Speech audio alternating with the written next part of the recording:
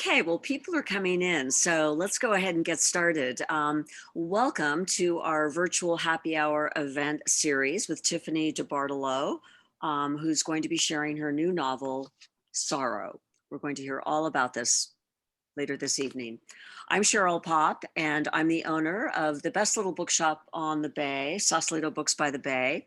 And I want to thank you all for joining us this evening. A special thanks to all of those who also contributed to the Marin Humane, as this is a small fundraiser for that incredible organization as well. We'll hear more about that later too.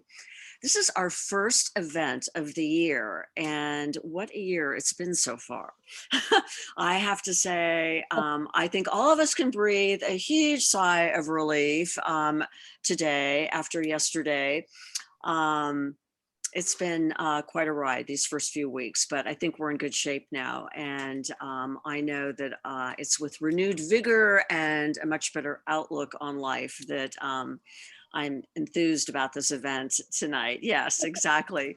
Um, so I hope you all have a happy hour glass of wine or a cocktail or a cup of tea, because that's what this is all about.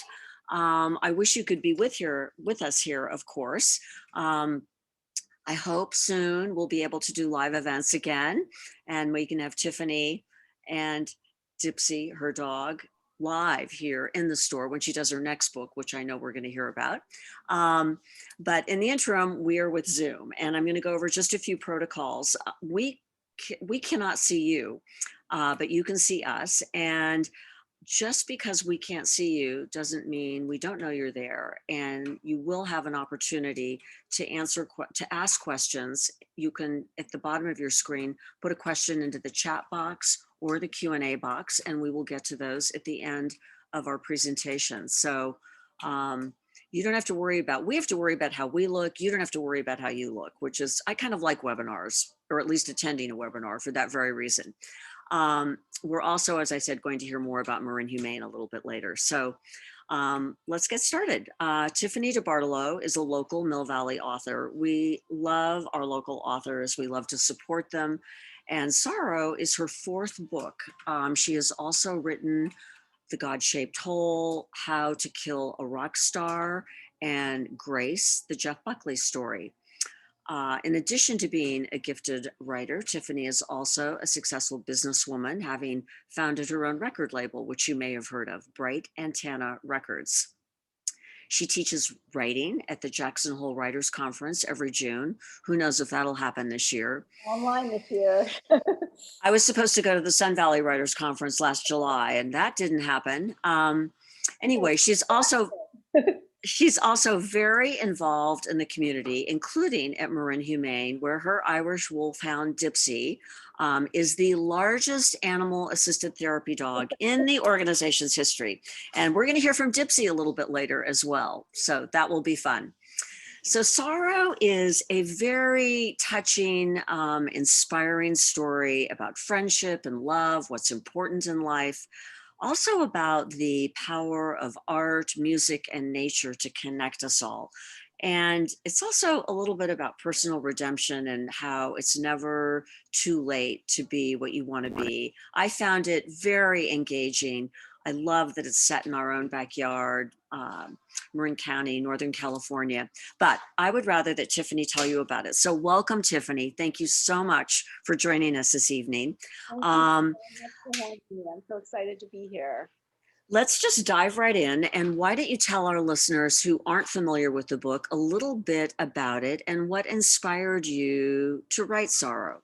Okay, well, you did a very good job of describing it. You really summed it up well. But if I can just echo what you said, the book is really, it's about art and love and friendship, and how those things can often save us from ourselves or teach us how to live, nourish our souls. And also nature plays a big role in this book. And, particularly the redwoods are very important to the characters in the book. So I think it's a story about basically what happens to you if you don't follow your dreams, and kind of begs the question, is it ever too late to to get on the right path that will nourish your soul. So yeah, and interestingly enough, it was inspired by a song. I'm, you know, being that I work in the music business, obviously I'm very, very passionate about music, and I have always been. Growing up, music and books were, you know, I grew up in a very small town in Ohio where there was literally nothing to do. So I basically stayed in my room and read books and listened to music for my entire childhood. And so music plays a really big part in pretty much everything I write. And this story actually was born from a lyric in a song. My third favorite band in the world, which is a band called The National. They have a song called Pink Rabbits. And there's a line in the song where the singer says, somebody said you disappeared in a crowd. I didn't understand then. I don't understand now. And I'd heard that song hundreds of times before, but one day I was out on a hike and I was listening to that album and that song came on, and that line hit me really hard and just conjured up this entire scene in my head of these two characters at an outdoor concert venue, and one of them just walks away. And I was so intrigued by that idea and that image that I went home and started writing what would become Sorrow. And as you know, since you read the book, that scene comes much later in the book, but it was actually one of the first scenes that I began writing. I didn't know who those people were when I started writing it, Yeah. but it became clear to me as I went along, you know, that was a big part of the story. That's a pivotal point in the book for sure. Is it, I have to ask this, is the book at all autobiographical in the sense that you felt at one point you weren't following your dreams, now you are, or maybe it's based on someone you know who is sort of, her main character is a handsome, charming, really smart character named Joe Harper, who can't kind of get his act together. Was there a Joe Harper in your life that sort of inspired this, or was it partially your own experience?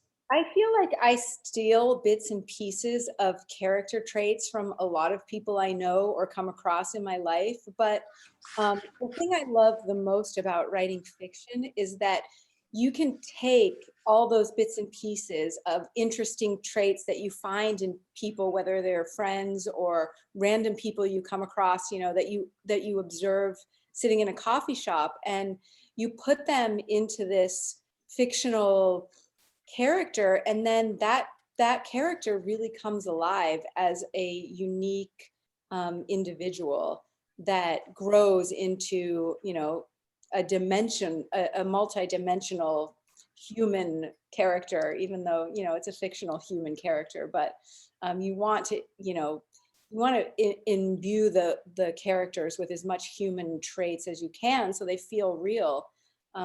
So to answer your question in a more direct way, no, it's not an autobiographical story, but every time I say that my books aren't autobiographical, I feel like I have to make the caveat that they're all emotionally autobiographical, in the sense that maybe these things, the facts of the story have never happened to me or I've never experienced, but at some point in my life, I've experienced the feelings that these characters are experiencing. And so so that's really the place that I often write from, is places, things that I felt, that I want to explore, that I have questions about, that I don't understand. I don't often find the answers to those things, but still the process of writing about it kind of heals it, you know?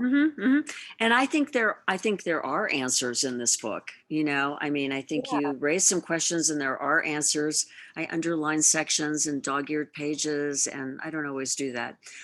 We talked a little bit about music playing a big role in this book.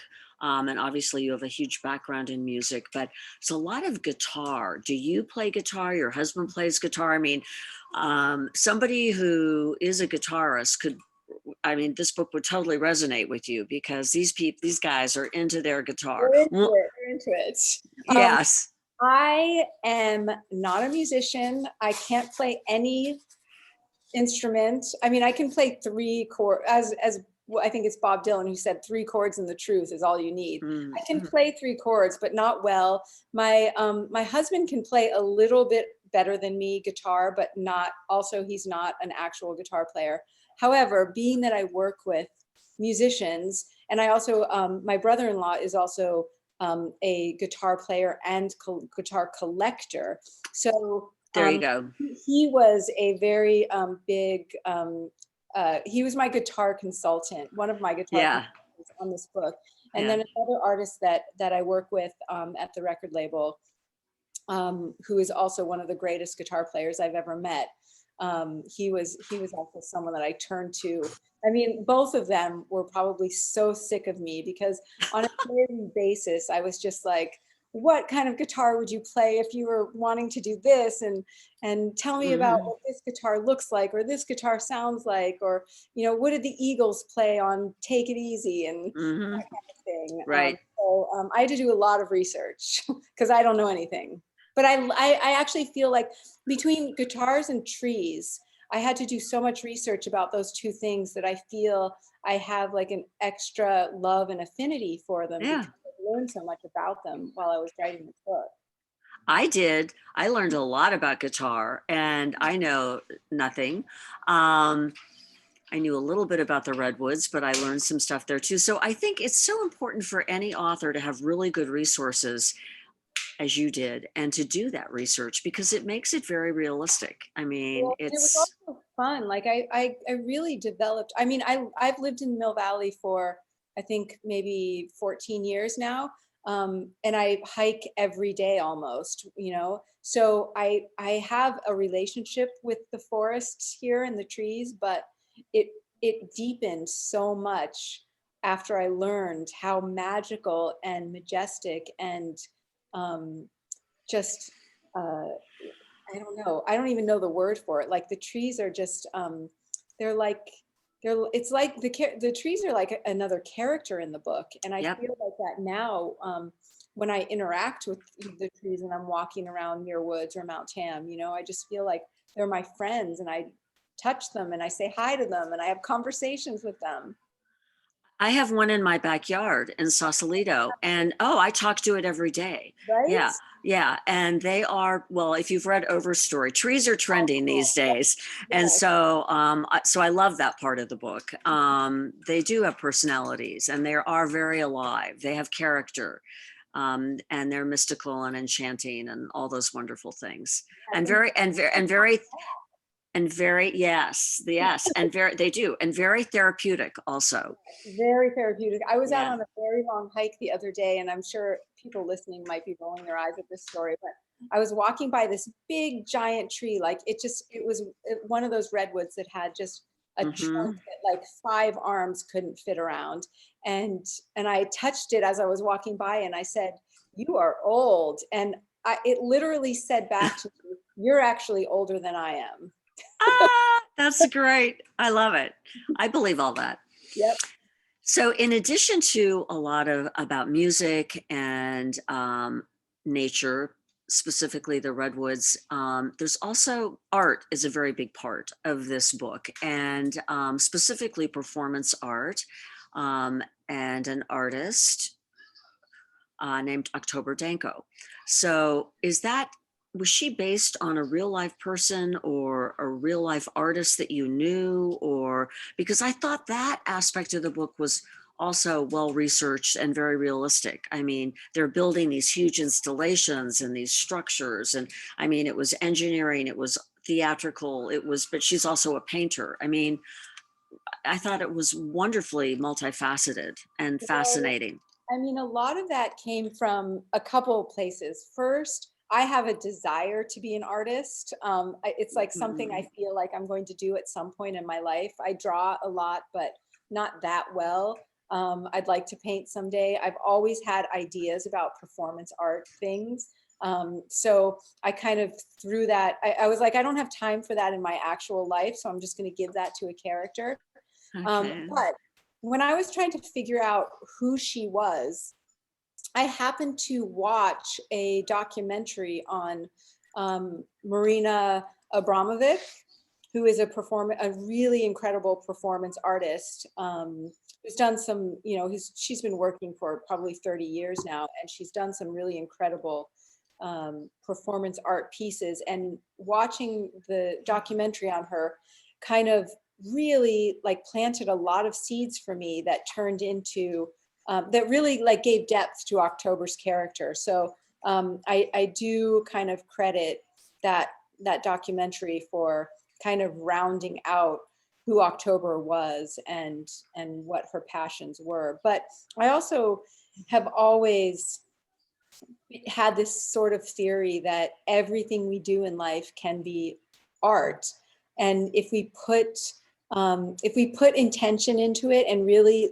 like stay in the moment, like she says, making a piece of toast can be art. Making dinner, Mm, sometimes if I've literally accomplished nothing in a day, but then I go and make dinner, I kind of like make it a ceremony and just think, well, this is my creation for the day. This is my art installation for the day. And yeah.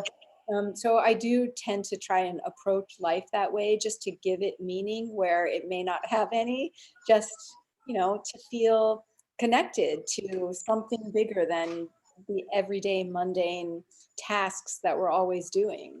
Yeah, that's great. Well, you do a fabulous job of that in the book. And I too think that cooking can be an art form. I Yep. studied art my first couple of years in college, and I don't paint or do anything, but slicing tomatoes can be very therapeutic, and just and creating cooking can be a creative outlet. Yeah. So I agree. But October takes us all to another level. It does. Um, um, is there any special significance? I was trying to think if this book had been set somewhere other than Northern California. I love that it's local because I know the Pelican Inn and Stinson Beach and uh, Equator Coffee, all these places that are in the book, um, including the Redwoods. But is there significance to it being set in Northern California, or that's just, it's your backyard, you know that area?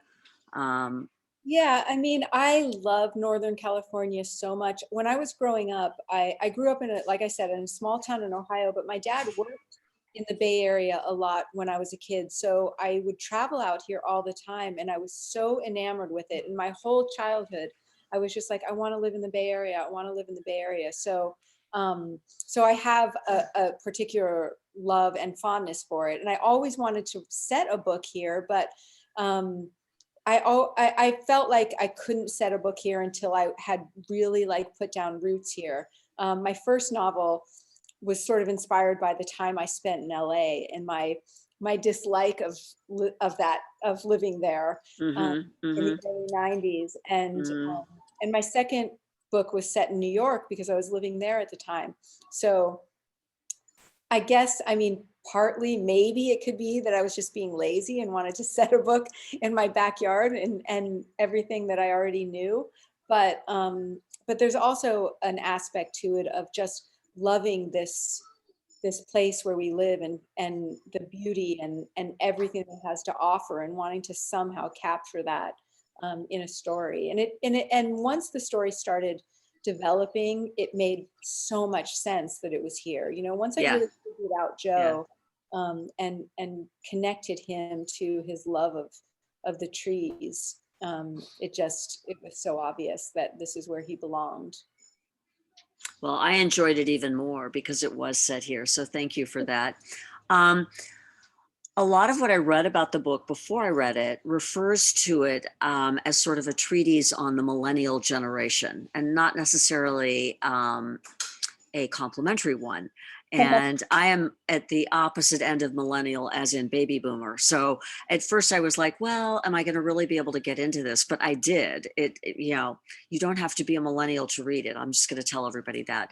But talk a little bit about that. Can you comment on? Well, that is something that sort of like PR and press people have thrown that label on the book. It's not something that I would have ever like thought of or said. I mean, yeah, the characters are in their 30s, but I think that their struggles are struggles that anybody at any age can relate to. And that's really like the question of, am I Mm-hmm. am I living truthfully? Mm-hmm. And I honestly, I mean, quite frankly, I think the older we get, the more we ask ourselves those questions of like, have I spent my life doing what means something to me? And they just happen to be in their, mid 30s. But I think one of the reasons why people talk about that so specifically is because Joe, because the narrator is a man and he's sensitive, and because we're, in his point of view, we can really see and feel the way he sees and feels the world. And I think we don't get to see that, the insides of men, that way. Most men aren't that vulnerable. And Joe, I remember when I first finished this book and I sent it to my agent, and the first thing he said to me was, this character is so sensitive and vulnerable. We never get to see that in novels. And so I think that that's what people are really reacting to, is this idea of like men struggling with what it means to be a man, and masculinity, and how that fits into love and friendship and art and being true to yourself. And I think that's a fascinating aspect of this book, in that you have identified yourself as a feminist, and it seems that you've used this book to sort of channel some messages about male masculinity. And for those of you who haven't read the book yet, it is in fact told by Joe. So what was it like writing in the first person as a man? Is that challenging? I mean, obviously, I think that's where some of the sensitivity and vulnerability came from, because that's not so typical in men, although it's there in a lot of men. It- So and talk about that a little bit. yeah, it's been interesting because I'd never really done that before, is written an entire book in from the point of view of man. And I'll say that I actually originally started the book in October's point of view.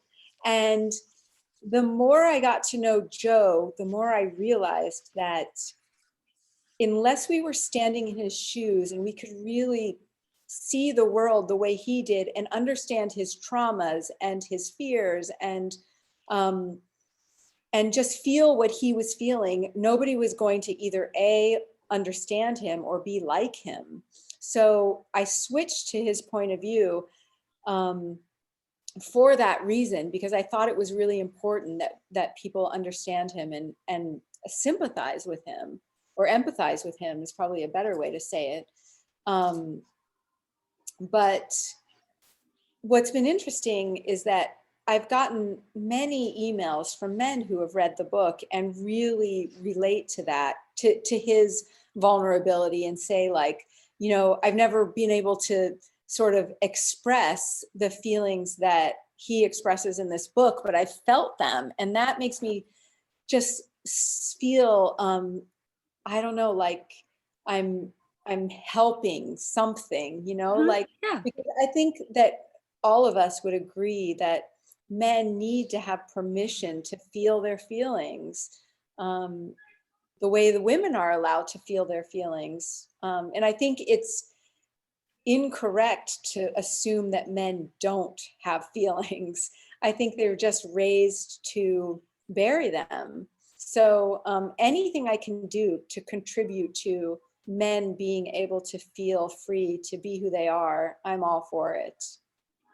Well, I think you accomplished that in this book. So Thank you. yeah, it's well done. There are a lot of women authors. Ann Patchett, who I was just on a call with, is one who they very often write, from the male perspective, and I think it's a gift to be able to do that, actually. So Well, and I so would so say too that one of the things I learned about being Joe for the 2 years I was standing in his shoes every day writing this book, was that there are the obvious ways that men and women are different, but I also think that we're all humans, and mhm. as humans, it doesn't matter what our gender is, we all basically want the same things, and that's love and connection. And And that's really what all the characters in this book are searching for, is just love and connection. And um, not just connection to people, but connection to nature and connection to art and connection to all those things that Mm-hmm. make us feel whole. Yeah. I want to talk about your writing process a little bit, but do you want to read a passage from the book? We didn't Sure. really talk about that. Are you prepared to do that? Yeah. Okay. I know I have my favorites, but why don't you read a little bit and then we'll come back to some Q&A about your Okay, writing I'm gonna process. read, like, the first couple pages, so people can get a taste of Joe's voice. How does that sound? Yeah, they're good. Okay, cool. Here we go. Chapter 1. My name is Joseph Harper, and if there's one thing you should know about me, it is this: I am not a brave man. Over the course of my 37 living years, I have been called a lot of respectable things: intelligent, sensitive, even good looking and gifted, but not brave. Never brave. And now a confession, one I'm not proud of. I was recently asked to leave the Whitefish Community Library in Whitefish, Montana, due to intoxication. It wasn't even lunchtime yet, and the 3 shots of tequila I'd had before I got there began to hit me in an obvious and somewhat disorderly way. I am not brave, I said to no one. I have never been brave.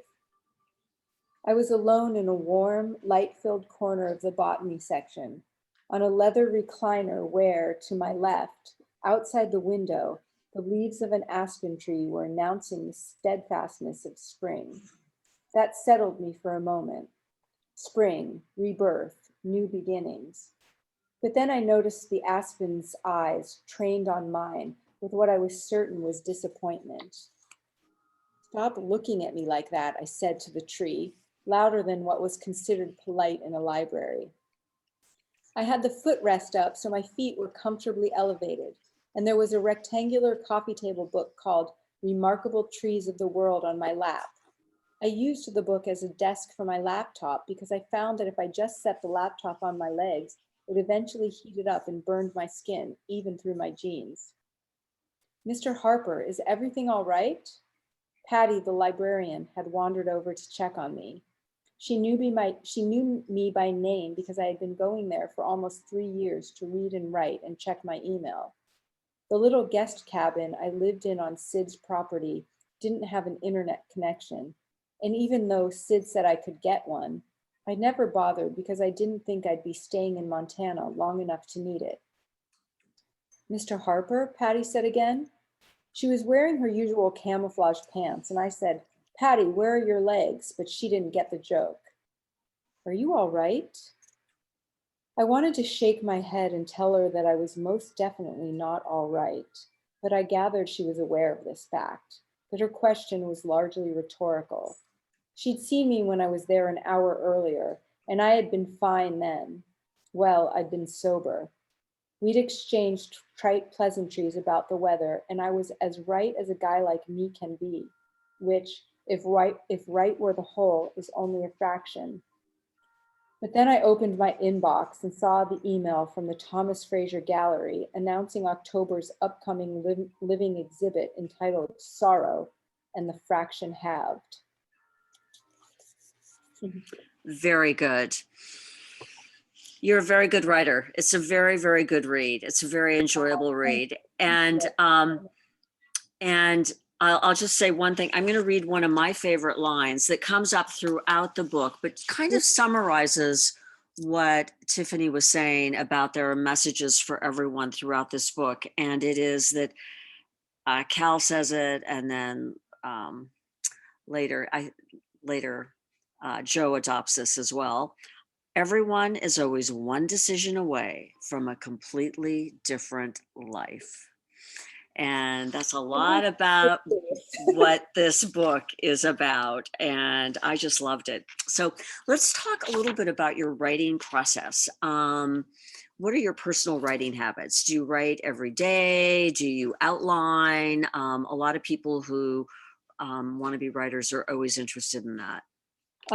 So when I'm working on a book, which I'm not doing right now, but I'm hoping to start one in about a month, when I'm working on a book, I'm a morning person. So I get up very, very early, like 4:30, 5 o'clock in the morning. I'll have my coffee, I'll go for a run or a hike, and then I'll sit down and I'll write for 3, 4, 5 hours before I go to my record label job. Although now that I don't have to go to an office, I'm interested to see how that may change. But yeah, I'm pretty disciplined about working for a big chunk of hours in the morning. And I definitely do my best work early.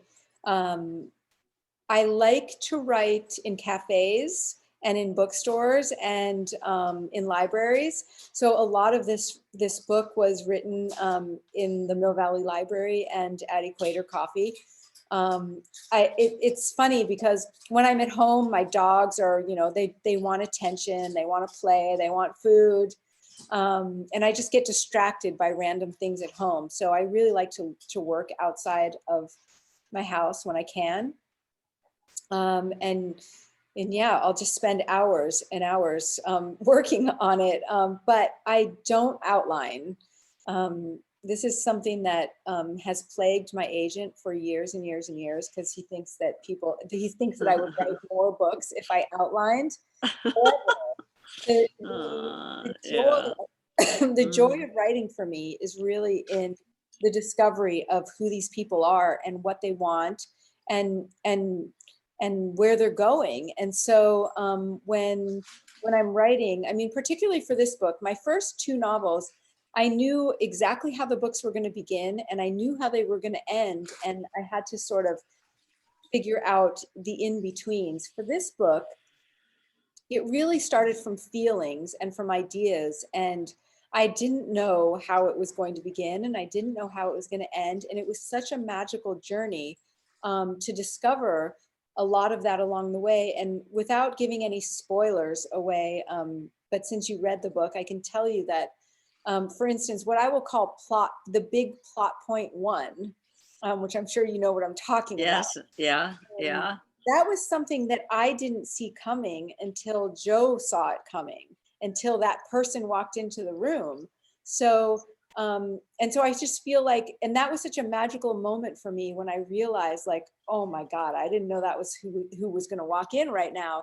And I remember like just writing that and like sort of like jumping around the house and saying to my husband, like, you're not going to believe what just happened.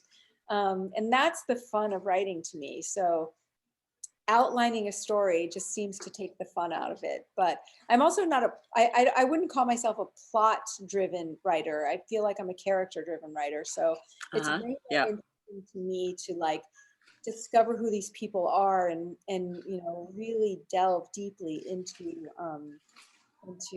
their insides and their loves and their passions and their sorrows and their Yeah. traumas and just explore those things. That's really interesting to me. Yeah. Yeah. Good. What about the next book? Do you have an idea? You said you're not working on it yet, but do you have an idea? I do. I have some things that are marinating. One idea that I really felt pretty strongly about was going to require a lot of traveling overseas. So that one's on the back burner for Yeah. so long. Right. Right. I'm this year has been 2020 was, as it's been for everyone, very challenging and it's brought up a lot of questions for me that I feel like I'll probably be exploring in my next book. Thank Questions you. about freedom and choices and all those kinds of things. Yeah. I'm going to remind people if they have a question, I know we have a couple, that now is a good time to put them into the Q&A or the chat box. And before we do that, this is a fundraiser, as most of you know, for Marin Humane. Can you, Tiffany, tell us about your involvement there? And maybe now we get to meet Dipsea, the Yes, largest animal therapy dog in Marin Humane history. yes, well, Marin Humane is awesome. We discovered Marin Humane when we got Dipsea, and we decided that he was the sweetest animal we'd ever met, and he also like walking an Irish Wolfhound down the street. people just light up. He makes people so happy. He's just a joy magnet. So we were like, we need to figure out a way to really share this joy. And so we reached out to Marin Humane and went to the classes, and Dipsea became a volunteer. And then my That's so husband great. and I also started a foundation, a charity foundation a few years ago. And so we do a lot of work for Marin Humane that way as well, raising money for them. But I can't say enough great things about them. I mean, anyone who loves animals as much as I do would do anything for them. And oh, here comes Dipsea. Oh, he's ready for his cameo. Yeah, here, give me this. Look it. Here. Anything for food. There he is. There's Dipsea. All right. I love having a dog on a Zoom call. Oh, he's so sweet. So sweet. Come here, baby. So sweet. He's the best. He really is the best. Yeah. And you know, he just brings so much happiness to so many people. Yeah. He goes to the Redwoods retirement home and has visited schools and elderly people who love dogs but can't get out. So yeah, it's been really an amazing opportunity to be able to share him with the world. Over here, there you are, baby. There you Hi, are. Dipsea. Hi. Oh, hi. You can't tell from this angle how large this dog is, but they're like small ponies, but they're so sweet. Dipsea is 180 pounds and 7 feet tall on his hind legs. There you go. So he is not a petite dog. Yeah, the dinosaur dog, as she says. Yeah, so sweet. He actually was an inspiration for a character in Sorrow, because the main female character has an Irish Wolfhound named Diego, which is very inspired by Dipsea. Yeah, yeah. I love that there was the dog in the book. So I will thank you for everything you've done for Marin Humane. I think, as some of you know, I am on the board of directors at Marin Humane, which is why this all sort of came together. And it is a remarkable organization. They have 100+ year legacy of serving the community. They've got a large campus in Novato, hundreds of volunteers, a very dedicated staff, and so I am biased being on the board. I'm very proud of their remarkable efforts. And I think, hi, Joe, you're amazing. Yeah, I know. Joe is on the call, and Nancy McKenney, also the CEO. And what's important is that even though so many of their programs had to be curtailed last year because of the pandemic, they've kept shelter services and adoptions on track and have responded to animal rescue and recovery during the wildfires last year. And since last March, have facilitated 1,557 adoptions for a total of 2,007 adoptions last year.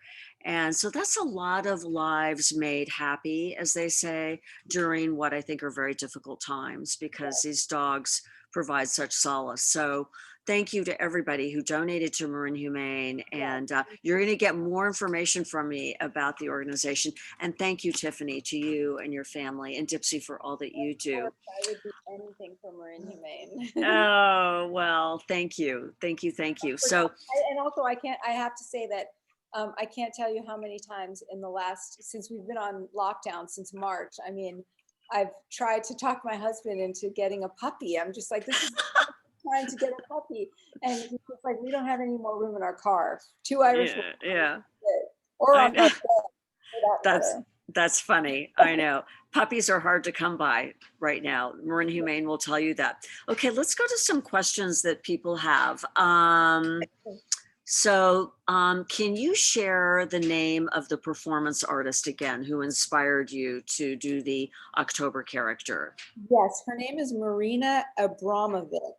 And the documentary that I saw that is so beautiful and so moving is called The Artist is Present. And you can watch it on iTunes, pretty much, probably Netflix, anywhere. I saw it on iTunes, but it's really, really great. And she was a big inspiration for that character. This is a comment from Joe at Marin Humane. he wants everyone to know, and I should have mentioned this, that your Shine Maker Foundation pays for the extraordinary vet expenses, surgeries, whether it's emergency surgeries or spaying and neutering, that Marin Humane does for their shelter animals. So now this is a question from Joe also. It's very important. What is your favorite hike? Oh, I mean, I have so many favorite hikes, but I would think one of my favorite ones is starting at Mountain Home Inn up at the top of the hill. And then, okay, I shouldn't probably say this because I don't know, it's You're kind revealing your of secret. a lot, but Yeah. you can hike down into Muir Woods from there on the, I guess it's the Canopy View Trail. And then you don't have to pay to be in Muir Woods, and you can hike all over Muir Woods and then hike back up. But I feel like tourists should have to pay, and people who live here get to walk in for free. I think that's valid. And I've been on that trail. It's beautiful. Very beautiful. Yeah, yeah. I forgot that it was a way to sneak into Muir Woods. No, I've always gone, but it is. Anyway, it's beautiful. but no, So no dogs. You can't bring your dogs. no dogs, yeah. I will say, and I might get arrested for this, but when the government was shut down, whenever that was a couple of years ago, and everything was closed, we did hike down into Muir Woods with our dogs and take Oh, pictures of them next to the trees. how glorious. How glorious. We won't tell anyone. No, Irish Wolfhounds and redwoods go Yeah. really well together. Yeah. Okay. Cone of silence for everyone on this. So thank you so much, Tiffanie. Thank you for joining us this evening. Thanks to all of you for joining us. If you haven't already bought a copy of the book, we have plenty in stock, and Tiffanie will be happy to sign and personalize them. We are open, in case you don't know, we're right here in downtown Sausalito on the waterfront. We're open 7 days a week. Forever. Oh, thank you, Tiffanie. Say that again so we can hear. The cutest, coolest bookstore ever. It's amazing. Do not miss it. Thank you. We are open 7 days a week, and that's from 10 a.m. to 6 p.m. We have all the pandemic protocols in place, including social distancing. You have to sanitize your hands, and we do limit our capacity, but it has not been a problem yet. So I encourage you to come by and visit us and get a copy of Tiffany's book if you haven't. Tiffanie, I really look forward to doing more events with you. Anytime. And Dipsea in person here. We are very dog friendly. What a surprise. We have dog biscuits for all the dogs. I have a water bar out in front for the dogs. So yeah, we're right on the boardwalk on the waterfront. So we get a lot of canine traffic, which is great. I love it. So I'm going to say goodnight to everyone. Thank you for joining us. A lot of the panelists are saying thank you, thank you. They loved it all. And you will be getting a copy of this YouTube recording that I'm doing, as well as more information about Marin Humane.